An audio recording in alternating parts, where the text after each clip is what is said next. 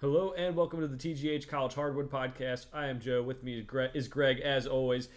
And it is March. We have conference tournaments already underway, already finished. We have teams who are in the big dance. Greg, how you doing? It's like Christmas, but we get it for a whole month. I mean, specifically Christmas Eve and Christmas Day will be the first 2 days of the tournament. But it's like we get the Christmas season now through April, whatever. So I'm happy. Well, just happy to be kind of doing this for a living. Yeah, it's gonna be a fun little bit here. We're recording this on Sunday. It's the last day of the regular season. There's still a couple games to happen, notably in the Big Ten, and then some conference tournaments that are going on as we speak. But for the most part, the regular season is wrapped up. We have conference tournaments that'll be smaller conference tournaments starting or finishing in the early part of this week, and then we'll go to more of the bigger conference tournaments. The teams who have already punched their ticket to the NCAA tournament, we have the Morehead State Eagles, the Longwood Lancers, which, I mean, those first two names, this is a 13-year-old boy's dream for an NCAA tournament right there. Then we have the Drake Bulldogs, who beat Indiana State in the MVC tournament, and the Atlantic Sun winner is the Stetson Hatters. So four teams are already in. We're going to have a little bit of bubble drama with Indiana State, who probably will not make the tournament based on the resume, but we're holding out hope because they do have a fun team. But any thoughts on the first four, Greg? I just saw someone do a comparison of, and again, these resumes exist kind of like Ken Palm. They exist in their own universe of their own year. But I just saw someone compare Indiana State's resume to the Loyola Chicago resume of the team that made the Final Four a couple of years ago, and they were very similar. But again, we're dealing with a resume in this year. Like there's not a one-to-one comparison kind of thing. There is a little bit, with its resume is different than efficiency. Some of those, when you look at Ken Palm numbers, like, it's like efficiency is relative to other teams and whatnot. And I guess to an extent, the net kind of is too, because what's good one year may not be good another year. But still, I mean, it's interesting. They're sitting at, is this correct? They're sitting at 26th in the net. Now this must be before the update. I would assume it's not live. That probably hasn't Yeah. updated from the loss to Drake. So I don't know how much they'll fall, but like if for some reason, Joe, that Drake doesn't drop them out of the top 30, you would have to think. I mean, that would be the best net ever to. But I don't. We won't really know until we see, how many spots they drop. I'm with you. I'm expecting them to at least, at a minimum, be sweating it out on Selection Sunday next a week from today. So It might be a situation now where they're in right now, but a bid stealer takes their spot too. So that's, I mean, part of the reason why we love March is you just can't have every single team you think going to be in be in. There's a lot of debate, and that's part of the love of the sport. But yeah, I think they might be in now. I think it's just by the end of the week we have a lot of stuff that's still going on this sport. well, Joe, if you're the selection committee, you could just have every team in. We just go to 96, and then that's problem solved. Yeah, absolutely. That's exactly what you want to do. Is just have everyone play. Yeah, that's great. All right, let's get to our recap of last week. Now we have a lot of games to recap, so we'll try to go quickly because we do have a lot of conference tournaments to pick as well. Monday we have Baylor beating Texas 93 to 85. Baylor did have another game later in the week, but for this game, good win for them. Texas, still probably in the tournament, so this doesn't really, I think, affect them too much. But you would have liked to get a win in the last week of the season just to solidify your spot. Yeah, I did watch this game. Baylor was down pretty good, and then just kind of flipped it in the second half, and honestly coming towards the end of the first half. So um, it's just that dangerous offense that we've talked about with Baylor. I don't really know what I'm going to do with Texas, assuming they're in. I mean, they might. It's obviously their Big 12 team, so they've kind of battle scars and whatnot, and maybe they'll do something. But I feel like we said this about the Big Ten a couple years ago, and everybody was riling up the Big Ten, and then they like six teams lost in the first round. So I am still not a proponent of like that means everything because it's still a single elimination tournament. But we'll just have to wait to see a bracket before I decide what on earth I'm going to do with Texas.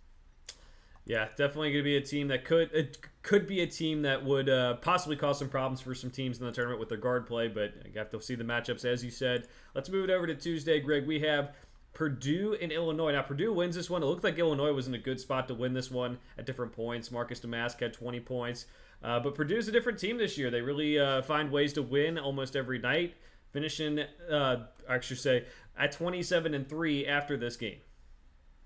I feel like we've said this a couple of times, maybe 2 or 3 times about Illinois, where they've been in a good position, like they've been up 8 or something. Maybe they were on the other end of that, but I feel like they've been involved in these big swings. So that's just something to look out for. With them, maybe their variability is very high, and you just might get 4 minutes of good play, and the next at the under 12, you might get a completely different team on the floor. So just something to watch out for with them. Yeah, I definitely would like to see them close out. I do think they've been playing good basketball down the stretch, and it is no shame losing in Purdue this year anyway. But we will see what they do this week in the Big Ten tournament. The next game on Tuesday is Alabama and Florida. Florida wins this one 105-87. Now there has to be concerns about Alabama's defense after the Kentucky game last week and then the Florida game this week, giving up over 100 in different points of the season here. Florida, good win for them. We talked about how their season has progressed from being like no one's talking about them to being a bubble team to probably, I shouldn't even say probably, they're definitely in the tournament at this point. So good season for Florida and Alabama. I'm not sure how they're going to do in the tournament because it kind of seems like it's more of the same with Nate Oates. Yeah, they followed up that with a win against Arkansas at home this weekend. Florida, on the other hand, lost to Vanderbilt. We don't have to spend any more time talking about that. I had that on our outline later, but just interesting. I feel like I am going to gravitate towards these SEC and Big 12 teams in my bracket and possibly pay for it, because I feel like anytime that's the narrative where it's like this conference and this conference, and I just said it was the Big 10 a couple of years ago, and then how did that work out? But I've already talked about it. There's like 3 or 4 SEC teams you can't get me to quit, and now here comes Florida. I'm not saying I love them or anything, but they're obviously in the same league. So sometimes, you just put that little connection together and say, well, they played this team. So, I think I spend a lot of time when I'm filling out a bracket looking at who they beat and who they, that matters to some point. But, it's a good thing that one of us is going to hit a perfect bracket this year. Because obviously that's the way this year has gone. One of us will get it right, I'm sure. Yeah. That's, again, why we love it, because we can all get perfect brackets all the time. Let's go to Wednesday, Greg. I won't bore everyone with the details of me going to the Butler-Xavier game. It's probably a different topic for a different day with those teams and with their records and everything. But we did have some good games. We had Tennessee and South Carolina. Tennessee wins against South Carolina 66-59, avenging their loss to them earlier in the season. Dalton Knecht stays on fire, 26 points in this one. South Carolina just didn't have enough firepower in this game, which could be the thing that probably ends their season. Is just they don't have all that offense that some of these other teams do have.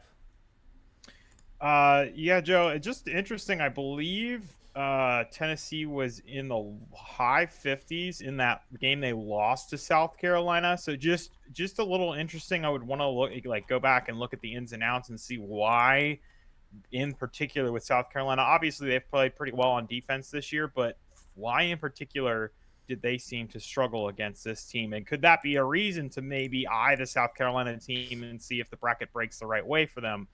Could they sneak into the second weekend or something?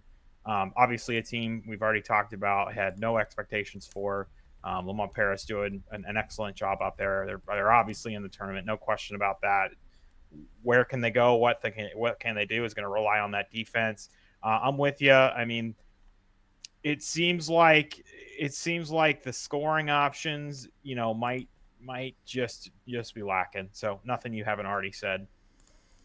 Absolutely. We'll move on to UConn beating Marquette in a battle of top 10 teams. Now, UConn gets the win. It was closer maybe than they would have liked. And that's, yes, they're on the road, but Marquette doesn't have Tyler Kolek, who's out for the rest of the regular season at this point for the last 2 games because of a oblique injury. So they get the win. They looked pretty dominant, just like Purdue does, but didn't play their best basketball, but happy to get away with the win.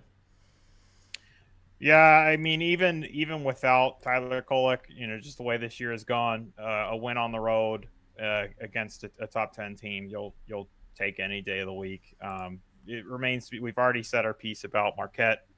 You know, we'll see what they are, but definitely, I mean, I know they're going to finish probably the season, somewhere between 10th and 12th in the AP poll, but definitely not exactly what we thought they were going to be when they brought back basically everyone outside of Olivia Max Prosper that went to the NBA. UConn side looks like one of our top three teams. Yes, of course, Marquette didn't have Tyler Kolek, but still, this is it's a win's a win. It was on the road. That's worth a couple of points right there. So yeah, it's them, Houston, and Purdue lead not in that particular order, but they're kind of leading the charge right now. And they all, I believe, finished the regular season with the same record. I think I saw that today. I think somebody tweeted I didn't even notice that until somebody said it. I think I made a comment earlier in the year that like we don't have any dominant teams in college basketball. Maybe that's bad for the sport, and I think we actually end up with it this year. We did have UConn with 3 losses, and Houston and Purdue with 3 losses. So they were the dominant teams. They weren't the traditional, blue bloods that we always see. UConn being one of the new bloods, or probably the newest blue blood team, but we do have some really good teams that I think it's going to be exciting to see how they do in March. The last game on Wednesday, Greg, we have Iowa State beating BYU. Now, they were down in this game by a decent margin, were able to come back. That is huge for Iowa State. They had some Hilton Magic in this one. Timon Lipsey, 19 points in this one as well. So another good win for them. They've had a really good season, and I think you have to talk about, even though maybe Saturday didn't go their way, just how good of a season they've had given the expectations this year. Yeah, I played. I still remember watching that Houston Iowa State game, and it was like a junkyard dog fight, and it was like getting an open shot, getting any kind of bucket was like pulling teeth. I think that's what this team brings to the table, and on the BYU side, I mean, they are who we thought they were. 8 for 29 from three. They struggle when they don't hit their threes. That's what makes them dangerous, and that's both sides of the coin. So I feel like Joe, it's kind of seemed like in the beginning of the year we couldn't figure a lot of teams out, and like it's still a hectic year, but like we're at least able to pigeonhole a couple of teams and be like, all right, we pretty sure we know kind of about the now. It's a ceiling and floor situation. Hey, if you if you get Kentucky on their best day, if you get Tennessee on their best day versus on their worst day, if that you get, but I think some of these teams were able to say, hey, this is what you're looking at with this team. We can't predict every game and every result, but this is just a general idea of what you can expect from them, and just something to consider when you're filling out your bracket. Yeah, I think that's a good segue. We're going to move all the way to Saturday at this point, and one of the first games we talked about is Iowa State, Kansas State, and Kansas State wins. As you said, sometimes you have your stuff, sometimes you don't. Kansas State, not really a threat to make the tournament this year. They've had a lot of off the court stuff go on with Naquan Tomlin and just the whole roster overturned. But that's just, I think, makes your point even clearer. Is like this is a team that's not in the tournament, really not in consideration. And they lost. I mean, Iowa State, who's a very, very good team, I'd say maybe in the second, third tier of college basketball teams this year, and they end up losing that game. Yeah, but I gotta remember, man, this is Iowa State's another one of those teams that, zero expectations for, and kind of, blistered their way into the top 10.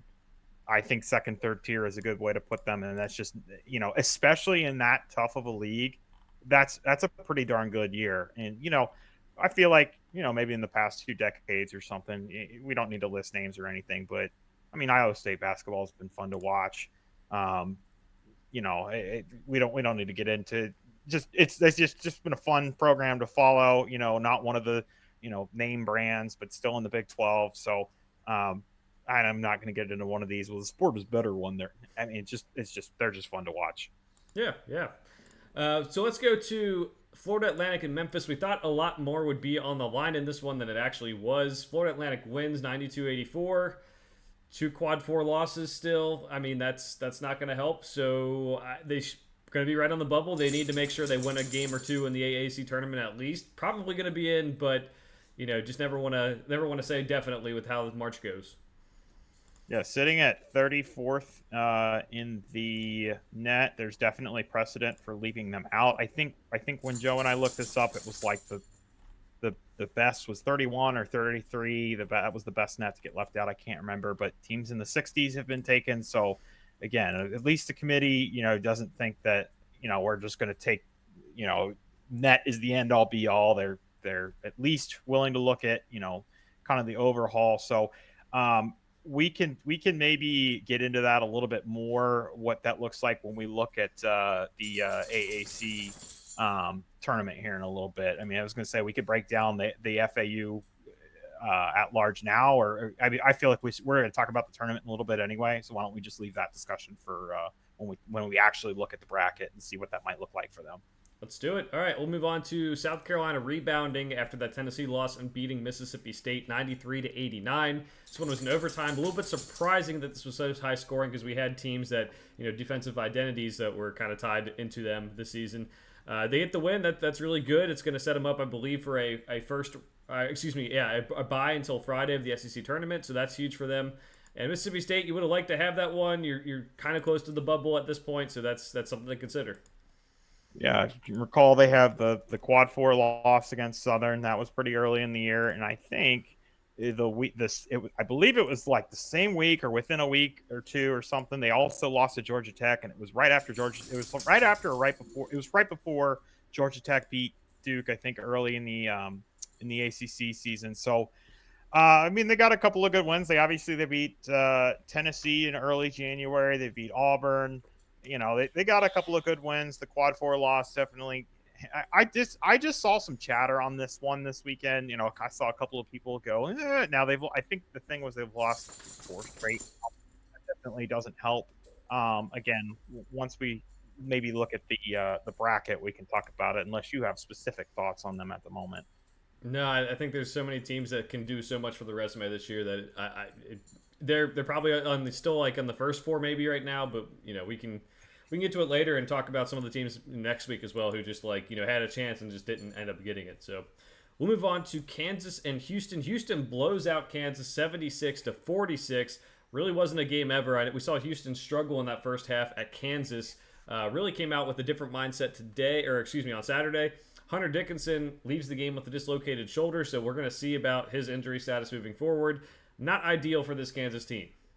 Yeah, that's going to be a really important thing to look at because we already know Kevin McCullough's, hobbled or, he's kind of in the Kolek situation and whatnot where, he's playing, but, obviously Kolek's not playing, McCullough is, but we don't know how healthy he is. He's been saying, I think at one point Bill Self in a press conference after a game said he was worried they might not have him for the rest of the year or something. But I mean, this team, we already know they're susceptible, and now you got another possible injury issue. This might be a very trendy first round upset pick. I think, Joe, you've already kind of said something along those lines. I think maybe last week when we talked, you said you think they'd be more likely to lose their first round game than make the second week. It was something along those lines. I don't know if you remember exactly what you said, but I give you credit because you definitely had your concerns about this team more than I did. Like we both kind of said, hey, this team, is they're short staffed and missing one key piece is enough to bring down the whole wall. But I kind of thought, hey, we've seen them what they can do at their best. Maybe they'll pull it out. And now I'm with you. Assuming you haven't. I'm assuming this result didn't change your mind, that there's a lot to be concerned about. Again, when they're at their best, they're at their best. But I think we've already said team probably can't win 6 games in a row, probably can't win 4 games in a row. God forbid they may lose their first game. So not going to be a black spot on Bill Self's tenure. Still, one of the better coaches in the sport, if not the best coach at the moment. So just, they're just short-staffed this year. Nick Timberlake didn't turn out to be what they thought he would be. A couple of things didn't go their way, and that's why they're sitting where they're at. Yeah, for the most part, doubted this team in terms of like the national title talk, but there was a week or two where Johnny Furphy got inserted into the lineup that I kind of thought, oh, maybe I'm wrong about that. Maybe Bill Self's figuring it out, and I did think he did a really good coaching job with this team. They don't have a lot of parts that fit together. We've talked about paint cloggers. We've talked about guys who can't shoot or won't shoot on the perimeter for them. That's something you can't always have in today's college basketball game. So let's go to Kentucky and Tennessee. Kentucky goes on the road and wins it 85-81. Really were in control for most of the second half in this one. Dalton Connect shows out. He scores 40 points. It was almost like he was waiting for anyone else on the team to step up and help him at different points, too. He was incredible, as he has been all season in the SEC.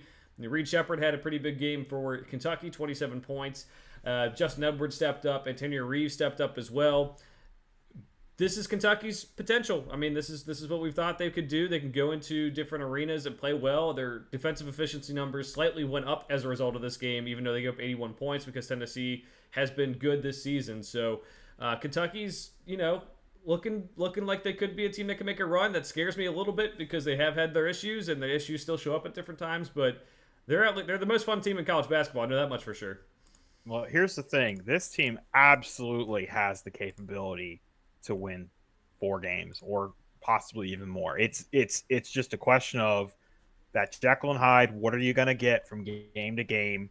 I think they've been. I want to say. I feel like and I'm not looking at the particular by date right now, but I feel like they've been a little more consistent within maybe the last month. I know we kind of talked about how those defensive numbers have kind of risen, but I just there's just so many options, so many weapons that it's going to be hard for me to look in a bracket and just be like, I'm gonna not pick that. But there is a very real chance that they get picked off before the second weekend, and then all hell's going to break loose for Cal. God love him, but this team could also they could very easily be in the Final Four. This is one of the most, and it just kind of goes along with the story of this year, man. It's just like they have the highest, I think, floor to ceiling gap that we just don't know what we're going to get from them. I think we just talked about Kansas is kind of the antithesis. It's like when they're at their best, we know what they are, but there's no options outside of the first 5.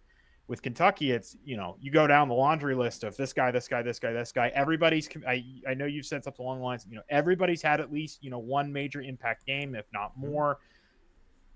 They're so deep, and which has also been possibly one of the issues. So be interesting to see if in the tournament maybe he tries to shorten that rotation down to maybe 8. I don't know. You maybe follow it more closely. I don't know what their rotation has looked like. Obviously I've watched games and stuff, but I haven't been paying close attention to see if he's done any finagling with that.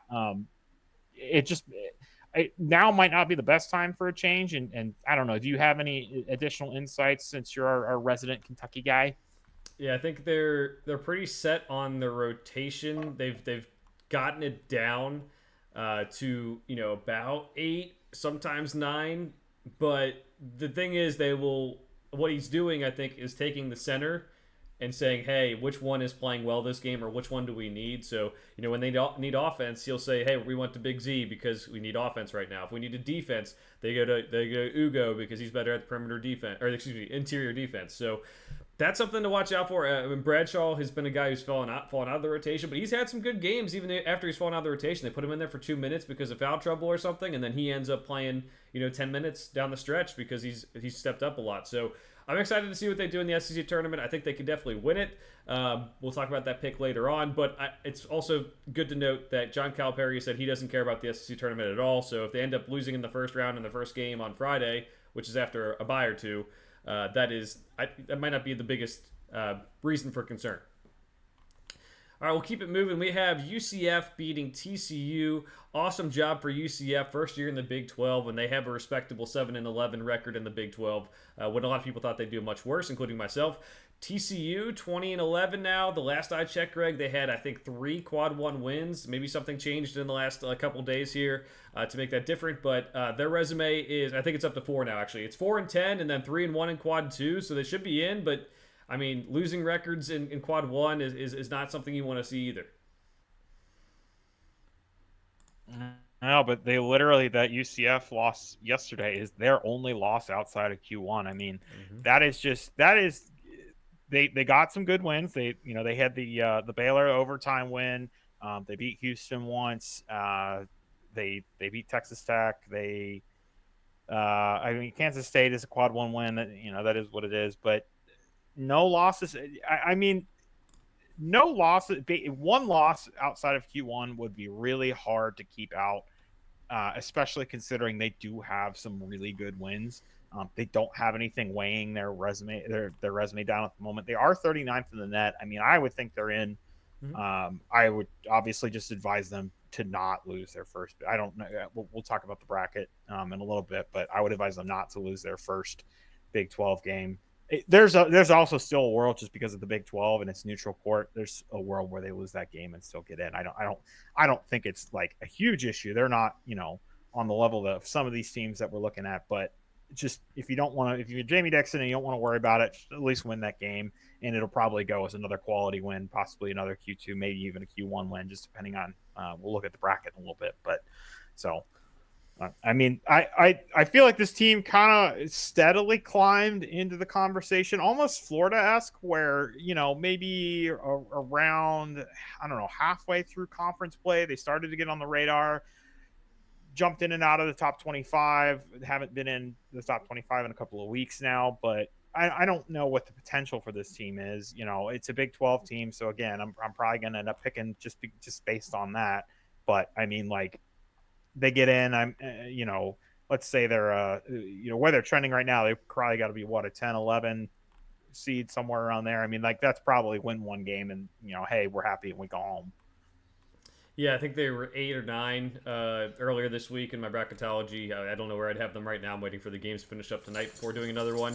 But I think they're on the 10 or 11 line, and that's just as the bid Steelers come in, you can't be too careful, and maybe you go to the first four in Dayton. Next game up, we have Baylor and Texas Tech. Now, Baylor did get the good win earlier in the week, but we have Texas Tech winning later this week. They win 78-68. They're at home. It's one of the toughest places to play, I think, in college basketball in a more of an underrated way. They're pretty solidly in the tournament, so a good game between tournament teams. But I think a good season for Texas Tech overall. They've had a lot of change in that program over the last several years, and they've overcome it. Yeah, first season for Grant McCasland after the Mark Adams issues, after the Chris Beard exit that was emotional. He didn't have any issues when he was at Texas Tech. Those occurred at Texas, but it's been a tumultuous couple of years. So good on him for getting in, steering them right, having them in the conversation. Not a team I thought much about. I feel like it's Texas Tech, so that name sometimes just you put basketball with it. Obviously, they've been good with football in the last couple. Well, not the last couple of years, but there's Bobby Knight. There's just a lot of things associated with that program. So sometimes it's not a name brand or by any stretch of the imagination, but it's just good to see and good for him. We coming from North Texas, right? Mm-hmm. And obviously staying close to his last job and doing a great job in a very tough conference. Yeah, he did a really good job. I'm excited to see this team play in the tournament. Like I mentioned, I think a couple weeks ago, they had a couple guys who can handle the ball. I think they have some athletes as well, so that will bode well for them in the tournament possibly. Next one up, we have Clemson and Wake Forest. Wake Forest wins 81-76. Wake Forest was on a slide and needed this one badly. Hunter Salas with 22 points in this one. Now, Greg, it's dicey, man. It's 37th in the net, 2-5 in quad one, 6-6 in quad two. I think they're right on the chop line. They might get in. This is something they desperately needed, was this win. They got to make sure they don't lose a game to a bad ACC team in the tournament. So what you're saying is they might be playing down the street from me up here in Dayton. I think that's what I'm hearing from you. Yeah, probably. All right. Well, when Wake plays Texas A&M, somehow Texas A&M miraculously does something to get themselves into Dayton, because that's the way this year has gone.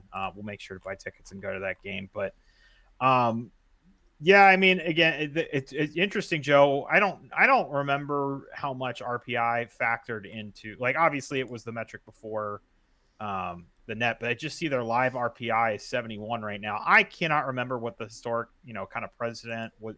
Where would that be? Because I remember there was like RPI obviously had some weird ones where the strangest teams would end up in the top 10, but I know it was one of the metrics that the NCAA used to use, like the selection committee used to use. So that seems high to me, but I don't want to, I don't know. Again, it's not something they look at anymore, right? They don't even look at RPI anymore, right? Okay. Yeah. But like if they weren't using the net, I would assume at a 71 RPI, they'd probably be like, again, they'd be looking at everything else, but like that would be a red flag basically. They'd probably be out, but I would say it would be mind bending that they would be in, either just based on how the old committee used to do things in terms of, oh well, you got like 19 wins in the ACC and all this stuff, and I didn't feel like there was much like fluctuation or ideas of like, oh, these conferences, even though they have these historic teams, can be bad. Like, well, now we have the numbers to kind of prove it a little bit more with some of the analytics that people love to use. So I don't know. They're definitely right on the bubble, and that was a huge win. So we'll see what they do this week in the ACC tournament.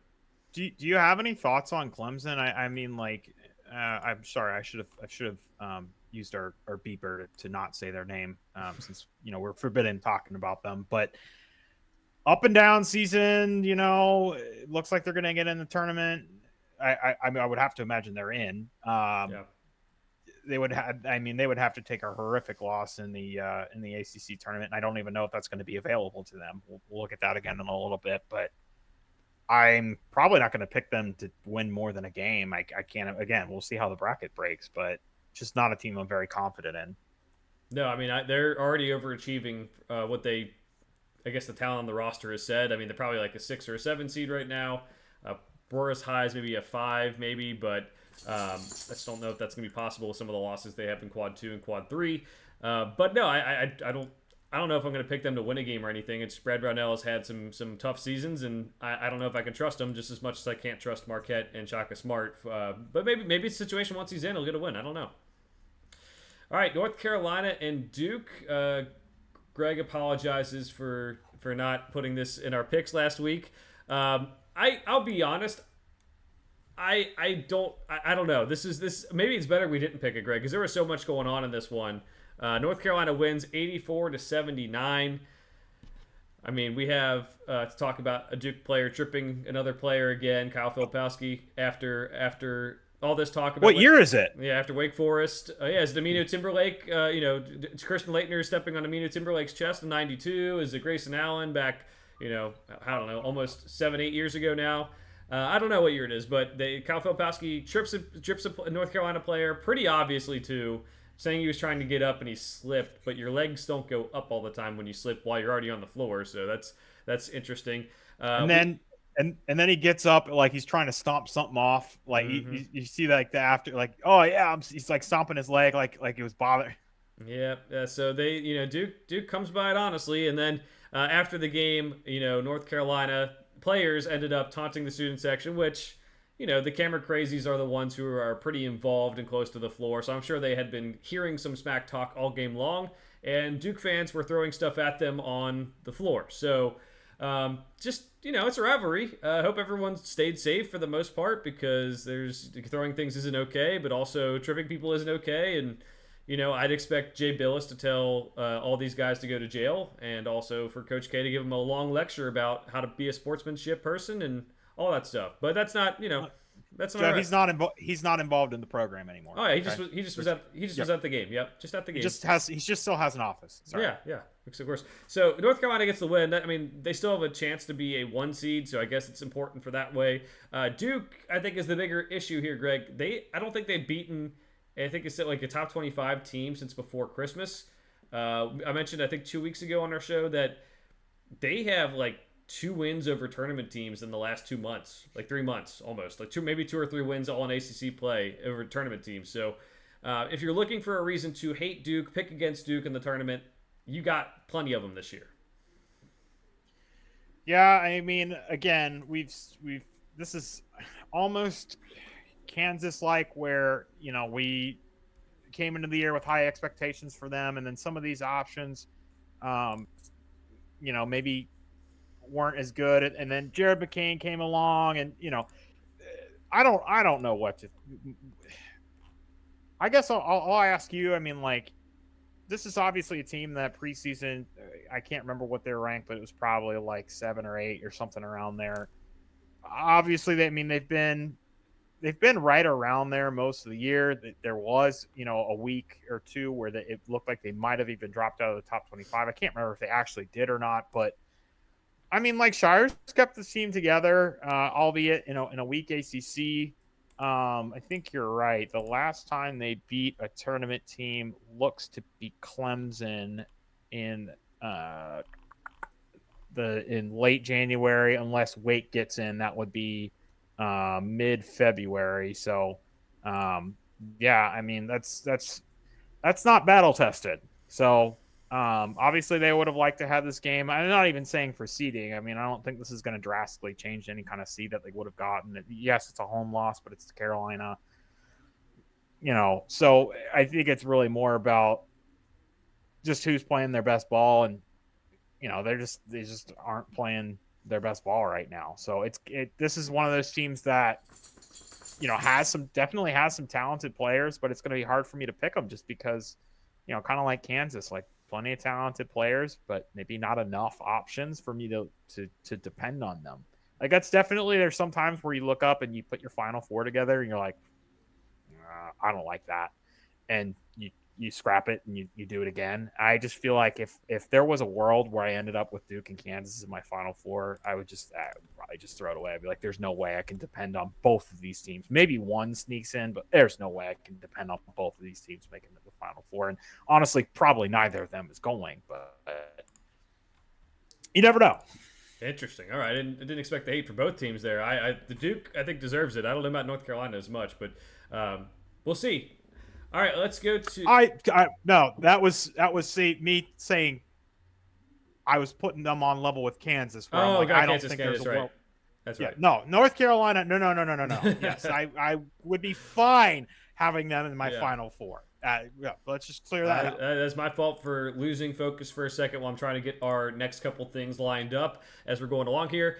Greg, Well, I ramble, so it's okay. Utah and Oregon. I think he put this on there because I talked about Utah preseason, but Utah, excuse me, is out. I mean, they have to. I don't even know if there's an opportunity for them to make the tournament other than winning the Pac-12 tournament. They were in the first four out last week or on Monday with my bracketology.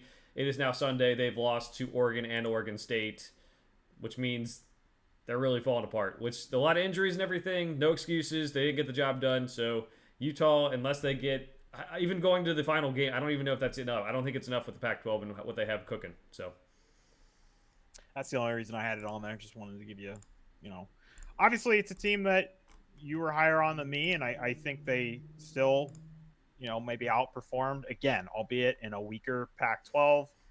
I still think they outperformed maybe what I would have thought.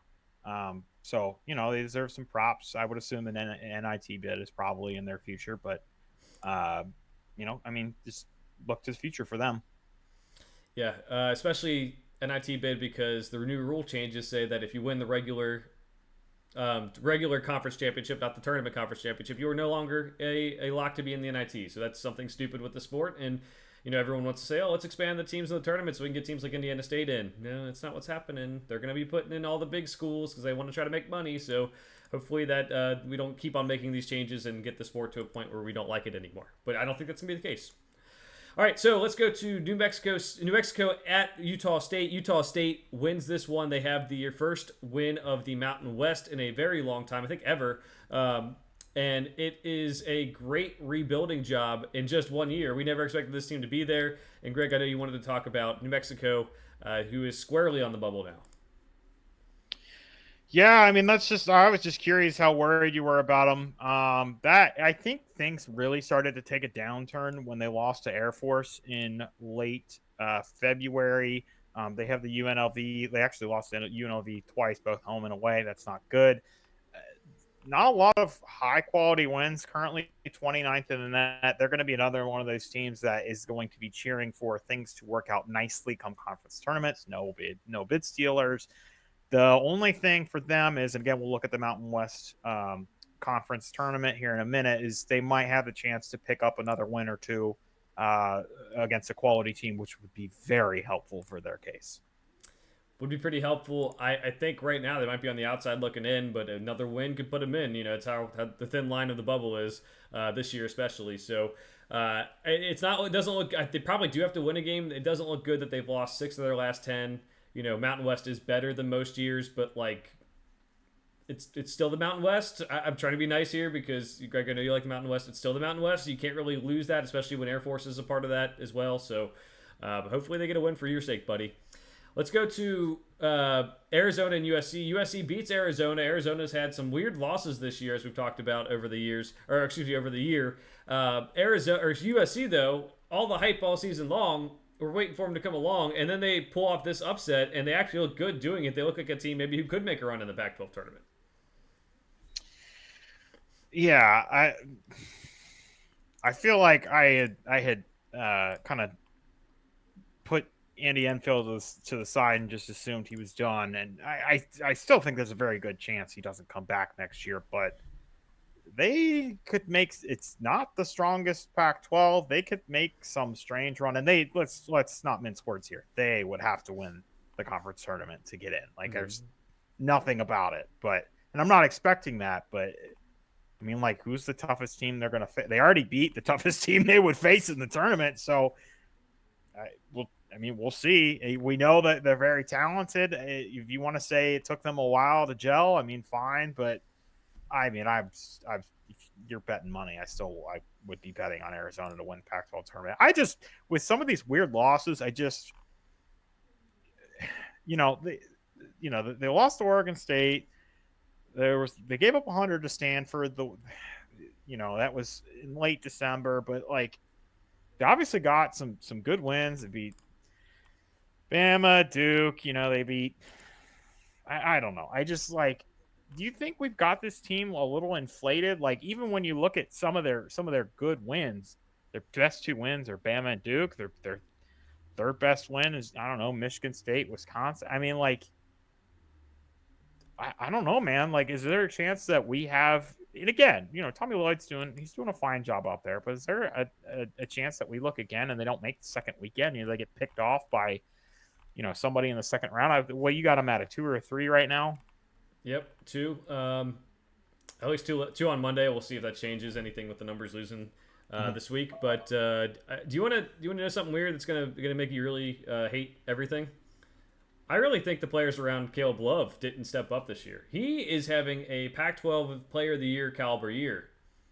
And I thought some of the guys around him would be better, and they have not been as good as I thought they were going to be. And I think that's huge. Now, Caleb Love is not perfect by any means. He's still, I think, shooting 43% from the floor, 88% from the 3 maybe, something like that. So I like some of their players. I do, but there's just some times where I think they fall apart, and then they look for Caleb Love to save them, and that's the perfect situation for Caleb Love to be in. That's why he's thrived, but it also maybe isn't the best thing for having a national championship winning basketball team. But I mean, we saw it with the North Carolina's title run, the Final Four run a couple years ago. He was that guy. So I don't know. I think there's just a little bit of like they have him, and that's huge, but I don't know if the other people are gonna be able to step up and help him get the job done here in March. So another team that maybe they lose early in March, and it makes that Tommy Lloyd contract not look as good. But it's still a season I think that they outperformed expectations for the most part this year. So I just more concerns about possibly what loss might be coming down the road. All right, so we move on to Sunday. We've already mentioned that Drake beat Indiana State in the MVC tournament. That was one of the bigger ones of the day.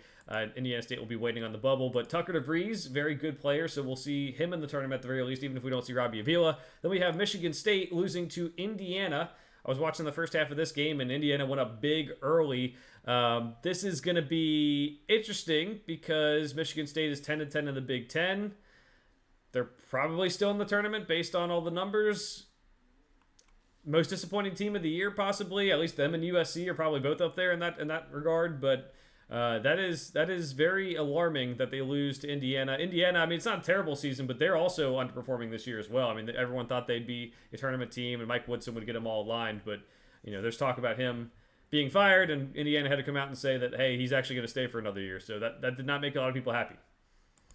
So what is this conversation going to be when in a couple of weeks we're sitting here and the Final Four is Team A, Team B, Team C, and Michigan State? How are we going to feel? Are all the media pundits, are they going to feel vindicated, and we're just going to be sitting here feeling dumb? Like, how did we not see this coming? I mean, maybe what happened? Anytime someone makes a tournament run. It's like VCU making the first 4 all those years ago. Oh, they made it to the Final Four. They deserve to be in. That's not what that means. That means they played well given their opportunity, but that doesn't mean that they earned their opportunity over other people. So it's just one of those. We could be seeing something similar here. Honestly, we could be seeing Michigan State Final Four, and they were good all along. We were so hard on them. I don't know. I don't know, man.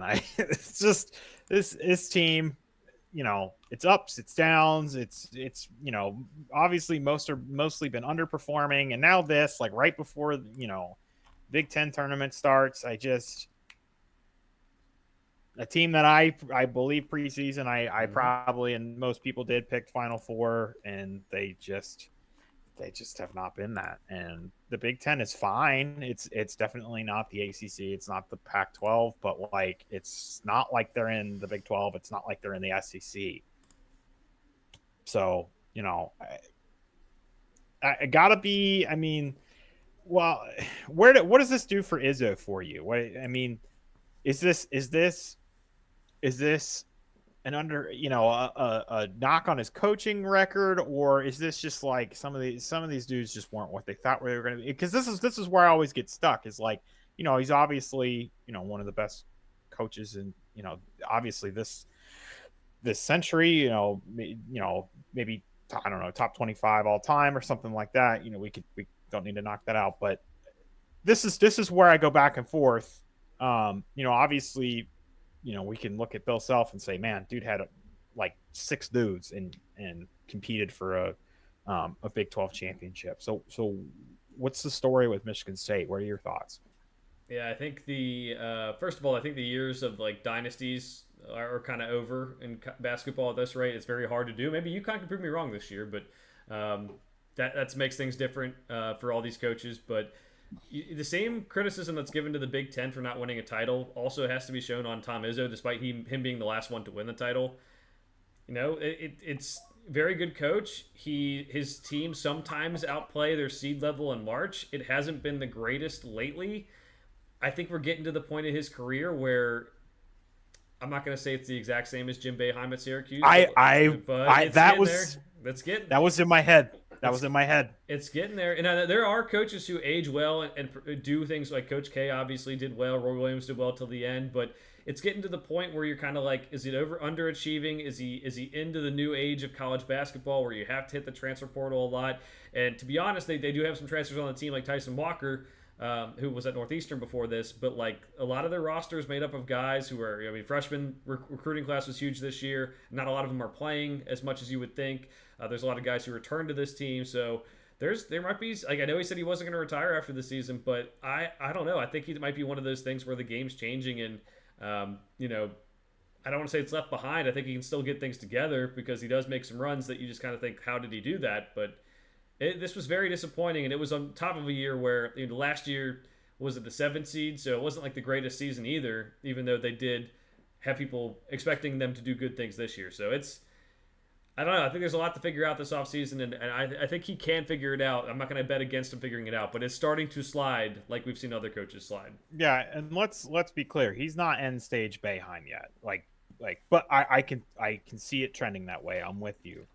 Um, but I also think, I don't know, you said these exact words, but wouldn't be surprised if, even though he swears up and down he's not retiring, we got a Jay Wright type like in June, just like Tom Izzo is stepping down, or he's not announces his retirement. He does not seem like the victory lap type, the farewell tour type. I maybe I don't have the best read on him, but I don't think he's all about that. So of course, if he was actually going to retire, he would deny. But that's just my thought. Yeah, I don't know. I think things can change. He said that like early in the season, so I don't think I think things can change too. Like maybe he does want to retire. I think maybe getting someone lined up to be the next coach might be what's the next thing for him. I don't know who that would be, but finding that next person to step up and be the coach in waiting, or maybe the coach on the assistant, who might be the next guy, would be something he might want to do first. Joe, I obviously the transfer portal changes everything. I've not started looking at recruits for next year. It looks like they have maybe one or two top 100 guys. I mean, like, I'm just wondering if there's any, and we don't even need to get to talk about who might stay, who might go. That we can do that in the off season. But I was just looking ahead. It's not a dynamite class, but I mean, it looks like there's a couple of decent recruits coming in, and with the transfer portal, anything is possible. So I don't know. We'll just have to see. More recruits than Gonzaga has coming in, so that's something to note. That's going to be some off-season talk for sure. Yeah, I mean, I'll have to double check. I haven't looked at all the recruiting stuff lately with all the basketball we've had. But Greg, let's get to our picks for the week, which this week is just conference tournament rapid fire. Now, we've already been talking for about 50 minutes, so we will try to make it as rapid fire as possible.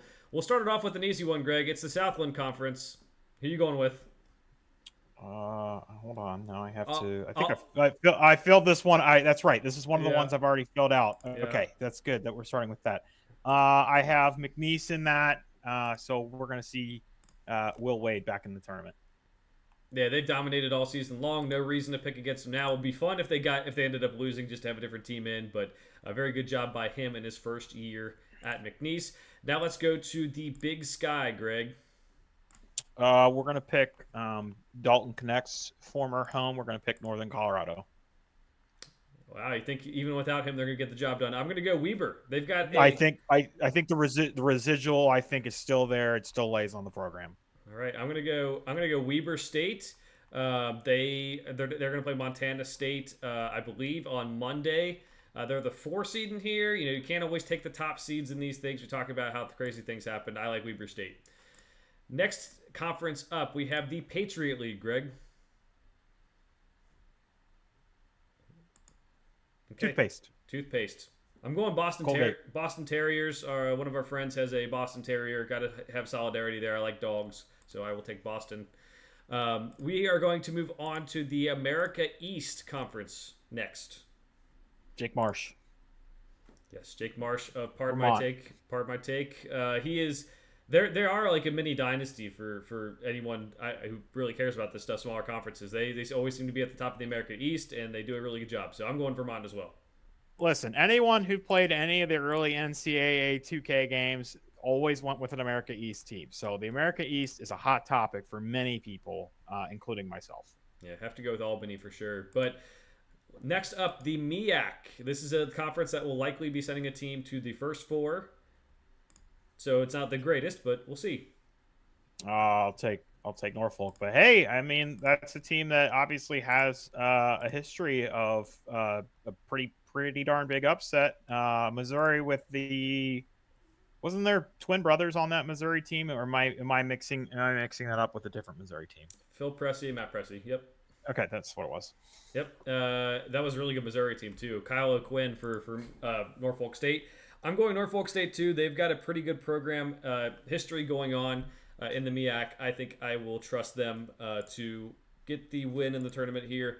Moving on to the SWAC, Greg. Some teams who different teams I think this year than a lot of years. They've always had Texas Southern for all those years way back in the past, but I think we're going different routes this year.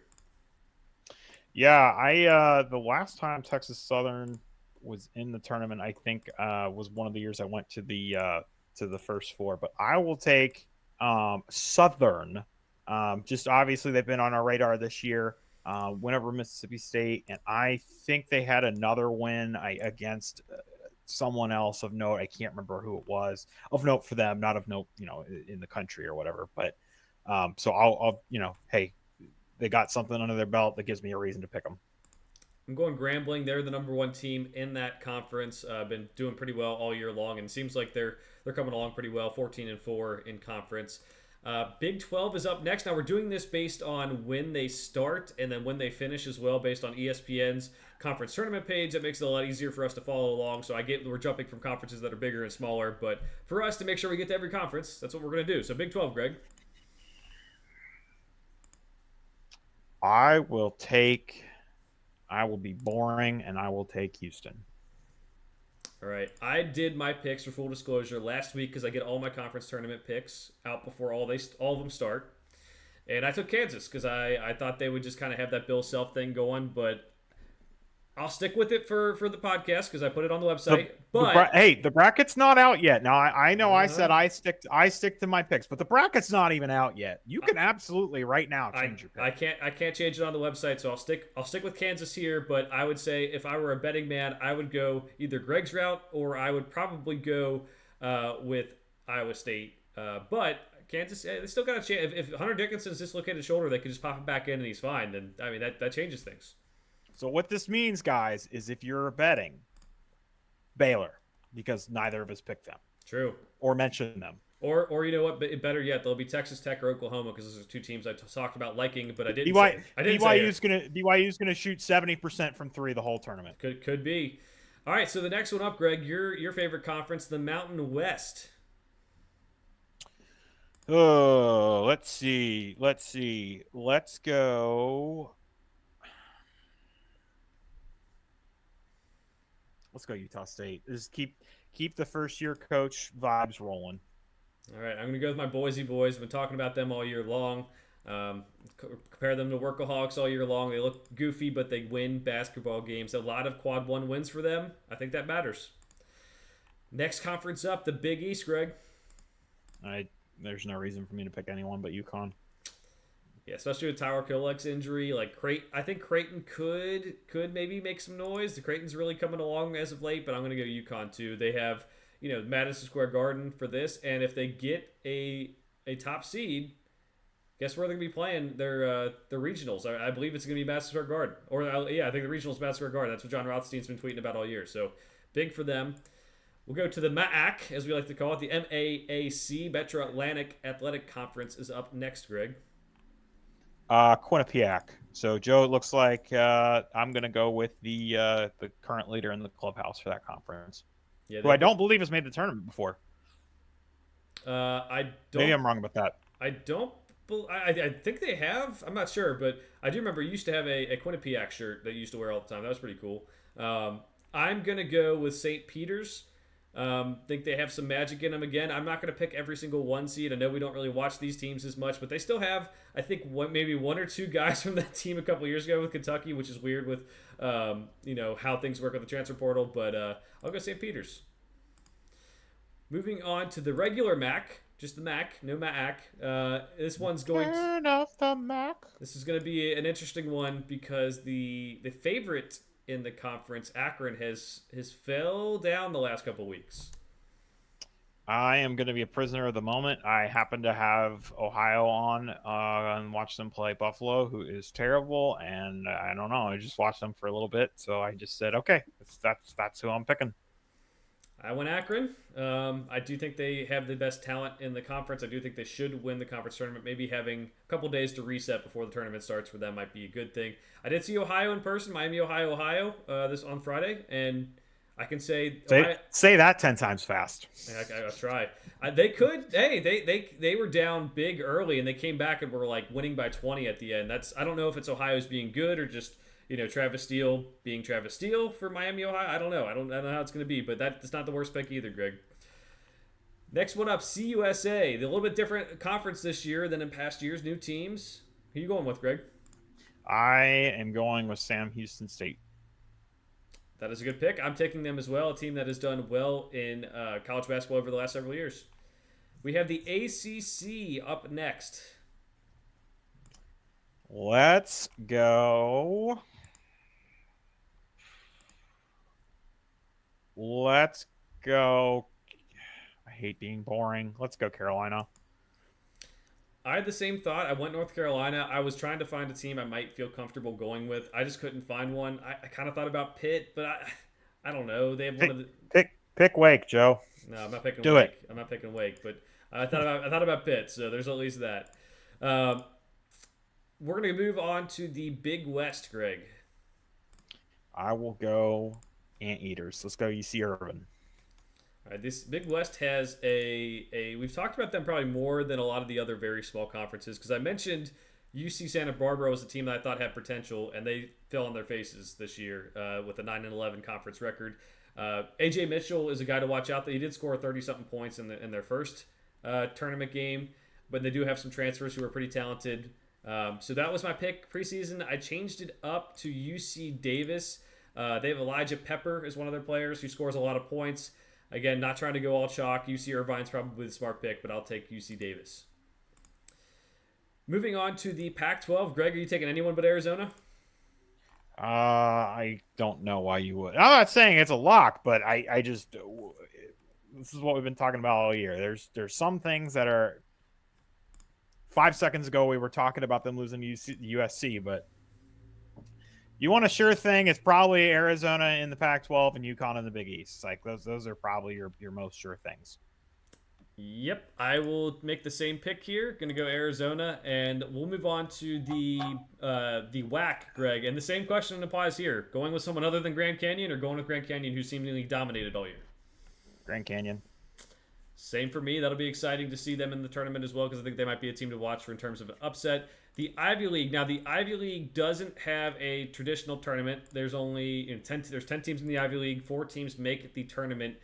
Greg, there's been some back and forth, but it's going to be Princeton, Cornell, Yale, and I believe Brown is going to be the last team in the conference tournament.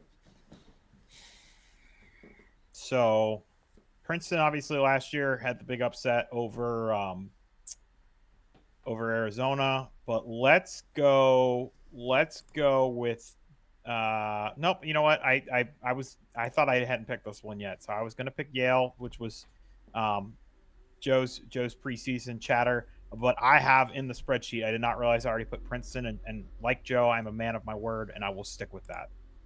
All right, I'm going Yale just because I talked about it preseason. Not the smoothest of seasons for them. They did play well in the Ivy League play, finishing 11-3, which is tied for second. The Princeton is much better than I anticipated, though, so that is something to watch out for. Xavier Lee has taken a huge step forward. He's actually getting some like NBA mock draft type love. Guy who's really can score it, and a guy who no one had heard of last year. So that is an interesting storyline to follow as well. All right, Greg, A10. Who are we going with? So I'm gonna pick Dayton.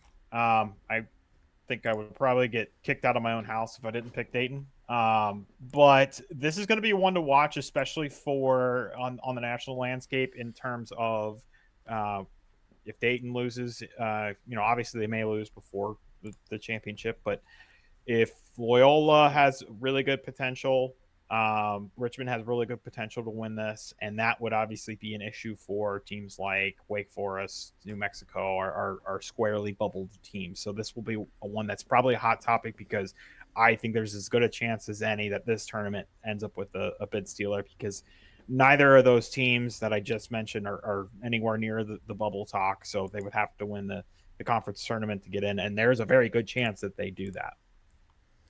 Yeah, I'm going with Dayton. I think they're the most talented team. If they stay focused, they should win this one. But you're right. There are teams like Loyola, like Richmond, who can win it. And heck, it's March. Anyone can win it. Really, I would see someone coming out of nowhere. I think Dayton is the best bet there. SEC is up next, Greg. This one's in Nashville. If that means anything to you.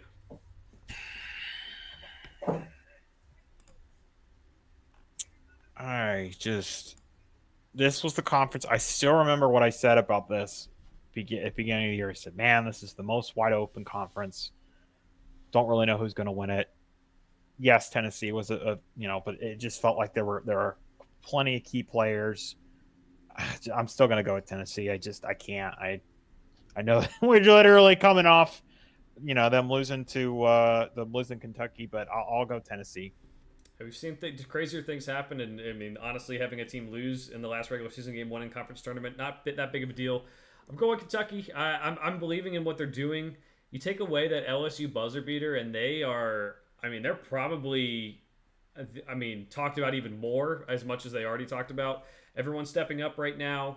The concern is that Kyle Perry doesn't care about the SEC tournament, but the fans travel for this one, so it's a close drive from Lexington, Kentucky to Nashville. So they will fill up the arena, especially with the hype around everything and knowing, hey, this might be the last time you could see guys like Antonio Reeves in uniform, guys like Reed Shepard in uniform might be going pro. Especially for a lot of people can't afford like season tickets, so maybe they try to go to the SEC tournament. I'm gonna go Kentucky. They're gonna be in the tournament after this, so there is a chance they could see him after, but you don't know where they're going. They could be going somewhere out west or something. So go to a close game. They're gonna fill the stands and it'll be fun to watch. Next one up, we have the AAC, Greg. I'll pick FAU, but there's going to be a lot of people interested in South Florida. Not from an at large standpoint. That's run its course, but the team obviously got really hot. Abdur-Rahim has turned around a couple of programs now, seemingly overnight. Maybe not as quick at Kennesaw, but just going to be an interesting one to watching, and another one that our bubble teams are going to be watching and hoping that FAU wins the tournament because that would be bad news for them. Yeah, USF has no shot really at an at-large bid, unfortunately, with the numbers. I don't think it'd be. Maybe they surprise us. I just don't think it's going to happen. In FAU, mentioned I think they're losing a lot of games in conference because it feels like they're bored and they're not really trying it. And even in non-conference, just you go to a Final Four and then you kind of come back and it's not really something that maybe excites you. Like you're able to get up for every game. But they're in the tournament now. Like this is a tournament setting, so I think their back will be up against a wall and they'll come to play. So I'm gonna go FAU. Last conference to pick, the last championship before Selection Sunday, which always goes on, is the Big Ten championship. I'll take Purdue. And I see your pick, and I like your pick. I'm begrudgingly taking Purdue. Yeah, I'm taking Illinois. I, like I mentioned, I like the way they played, even though they lost to Purdue earlier. It's really tough for Purdue to go this long without losing a game. Braden Smith did get an injury today. He did come back in the game against Wisconsin and looked okay, but you get banged up and everything. I think that does play a factor. I'm going to go Illinois.